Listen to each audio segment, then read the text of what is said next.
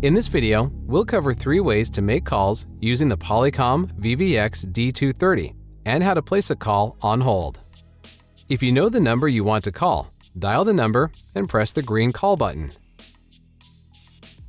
To make a call from your recent call log, press the menu button from the home screen, then navigate to your call log. You can quickly access your call log by clicking the green call button from the home screen. Just hover over the number you'd like to call and press the green call button or press Options and select Call. You can also make calls from the phone's directory, which can be found in the menu. From the home screen, press the menu button, then select the directory you'd like to use. Next, hover over the name of the person you'd like to call and click the green dial button.